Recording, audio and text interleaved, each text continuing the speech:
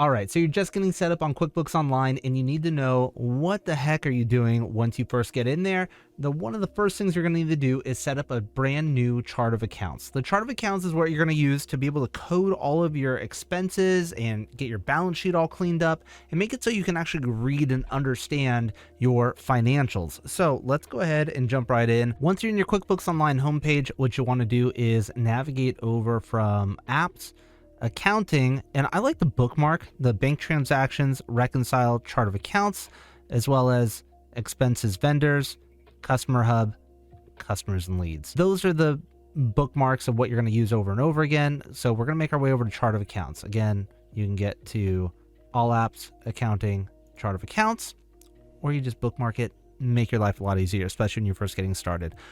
When you first if you're coming into a super blank QuickBooks Online and you've got nothing set up at all, there are going to be some accounts that are already set up in here. And some of these you can't even delete if you wanted to. For whatever reason, they're just main accounts, and that's okay. Go ahead and leave them. We're not going to worry about them. I'm going to go ahead and leave a link down in the description below, and that's going to get you to a file for the QuickBooks Online chart of accounts template. This template is exactly what you're going to need for clicking this little drop down over here and import a chart of accounts. Once you download the template file, you can either click here to select the file, or you can just drag and drop it to bring it in. This file, this is my favorite chart of accounts template. It's what I use for all of my clients and just makes things really, really easy. It's not too many accounts to where it's unreadable. It's not so vague that there's business expense accounts or miscellaneous or anything like that. And I think that it's going to be able to set up most people. This template is already set up for the account number header, the account name header, type, and detail type. So just hit next. And you'll see these are all of the different accounts that it is going to try to pull in. And so you'll see that there are some placeholder accounts in here for checking. You can put in the bank name and the last 4 of your account, the savings account, and then whatever bank account that's at, Chase, US Bank, whatever. It's just best practices to have that information in there. It makes it easier to read and see what is going on. And we can go ahead and just click finish. You can look through this a little bit more if you want. The main thing that you would want to change on this template chart of accounts from whatever your accounts are, other than updating the bank accounts, is going down to the 3000 sections for equity. This is set up as an S Corp where you've got 2 different owners, client name 1, client name 2, and you can put in whatever the percentage ownership for those 2 different individuals are. If you've got stock ownership in a company or whatever your equity, however that's going to be different. Or let's say you're a sole proprietor and you're the only owner, well then you don't need client name number 2. Don't worry about that. You can just have it all be as yourself up in there. So once you have everything in here, you can go ahead and hit finish on the bottom right. Once you bring in the chart of accounts, you'll notice that all of them are now in here. One of the things that you'll probably want to change is actually being able to get the chart of account numbering in. And that's also what's going to help put things in the correct order. So as you can see, we've got the checking account up here, and then the savings has accounts in between. We don't want it like that. So we can come over to the settings up at the top right, account and settings, then advanced on the bottom left.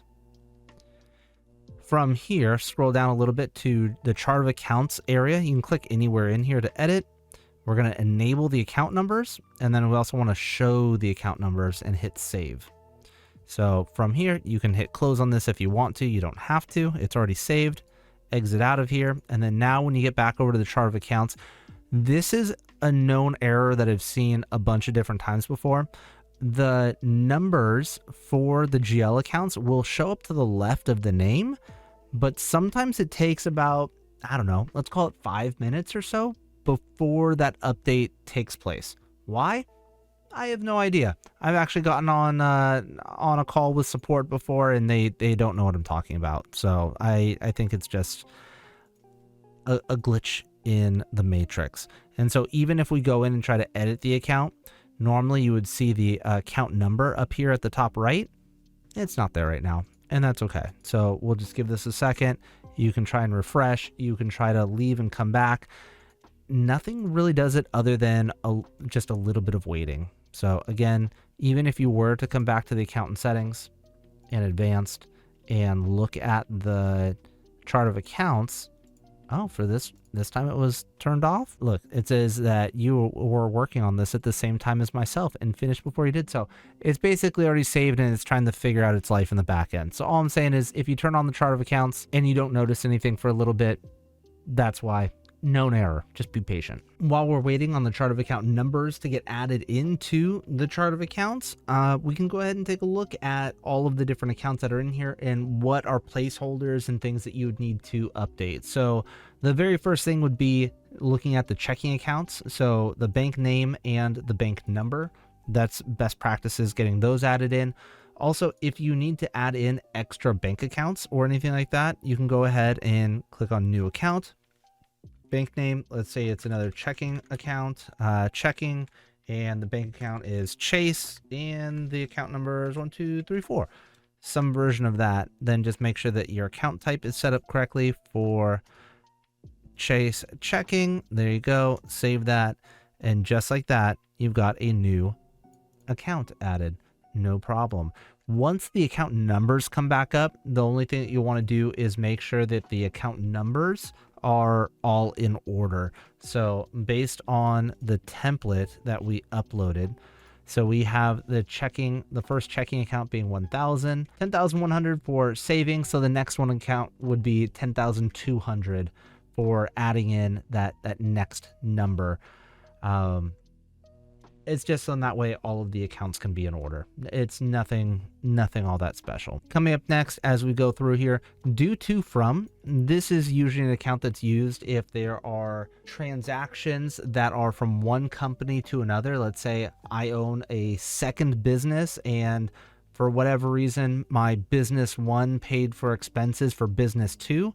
Well, this due to from account is how that usually gets handled. So if you don't need these accounts or any of the other ones that we're talking about, you can click on the due to from account. You can click the little box next to these batch actions and just make them inactive.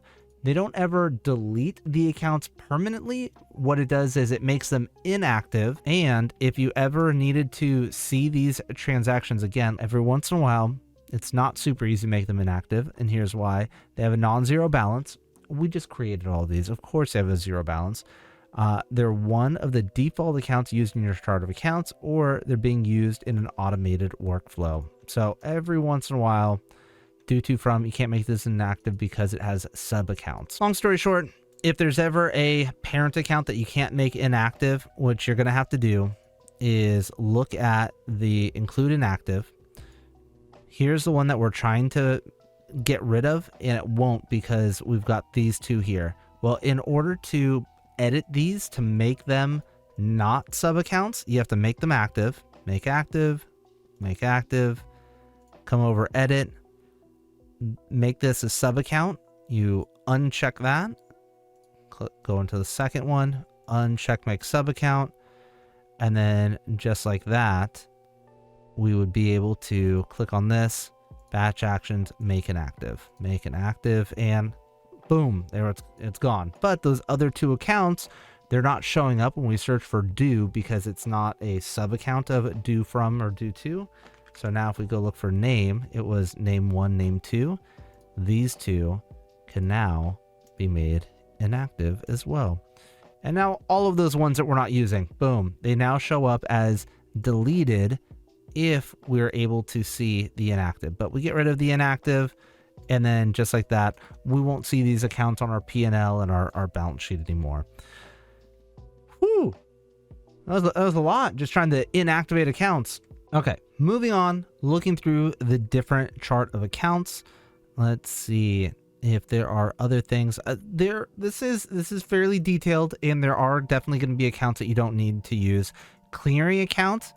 If you don't know what a clearing account is, it's something to where, let's say there was a batch expense, maybe like a payroll expense that came through, but that payroll expense, you actually want to break it out on the profit and loss into the different accounts that the payroll would hit. It might be more than just wages. Maybe you've got wages and payroll tax, or wages, payroll tax, and 401k expense. Well, if it just hits your bank account as one line item expense, but you want to be able to break that out later, that's where a clearing account comes in. You can put the expense here as a placeholder, and then you can use a journal entry to then code it to the P&L later. Again, that's much later. That's for accountants who know what they're doing. That's for people like me. If you don't know what it is I'm talking about and this looks way too complicated for you, go ahead and look at my email down in the description below. Email me at info@truebooksaccounting.com and schedule a meeting with me. Maybe we can figure out if I would be a good fit to work with you and do your bookkeeping. If it works, great. And if not, no harm, no foul. Let's go ahead and keep looking in at this. Employee advances. If you don't have employees, you're not expecting to do employee advances. Again, some of these accounts you might not need, and that is okay. Fixed assets, generally you want to have only recording the expenses or capitalizing the expenses if they're over $2,500. That's the IRS requirement. Can you do it for less? Yes, you can, but nobody wants to be tracking $100 computers, $1,000 computers, or just small things that you don't need to track. Just expense it and move on. Otherwise, you have to record the depreciation and be on top of these fixed assets for their entire useful life, until eventually you need to know when you disposed of those assets, and then you have to get rid of those and get those off the books, and it's not fun. You're not going to want to keep track of it. Trust me, I know. A lot of people probably won't have too much of the way of intangible assets, and that's totally okay. And again, it's probably no harm, no foul to have a lot of these accounts here as placeholders and just ready to go, like long-term loans. The only problem or part where it gets a little bit funky is that when you then go to code expenses from the bank feed, you just have more accounts to sift through and look through. And if you're never going to use these accounts, if they're just not going to be used, or it just makes your account list too big and it's too confusing, just get rid of them. Just archive them and then just bring them back whenever you do need them at a later time. I would say those are the major chart of accounts and things that you need to update and change. One other one I would say actually is the research and development, R&D, and then also sales and marketing. Those can get pretty deep if you let them. Sales and marketing, you're probably not going to put everything into just one bucket if you're doing things like Facebook ads, or I mean, who's doing newspaper ads these days? You know, am I right? But if you're hiring a marketing team, or if you got a lot more going on to sales and marketing, that could be almost a duplicated chart of accounts in some ways, because maybe you've got travel expenses. Well, now you've got potentially G&A travel expenses as well as sales and marketing travel expenses. And again, the same thing can happen with R&D, research and development, if the research and development is getting to be a lot, if there's a lot of things going on with that account. For most new businesses, not going to be a problem, and that's okay. It's the next day, and it took a little bit longer than expected, but now if I go into my chart of accounts, you will notice that all of the numbers are over here on the left-hand side. You'll also see that all of the bank accounts are in order of number. They're all in number order. So as you can see, 10,000, 10,100, and so on and so forth. If we want to have all of our accounts in order, just like that. Like I said, if you turn them on, sometimes they don't show up right away.